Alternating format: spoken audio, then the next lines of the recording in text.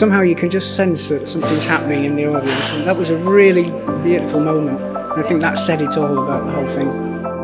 One night we were reading Snow White, and this phrase stuck out for me.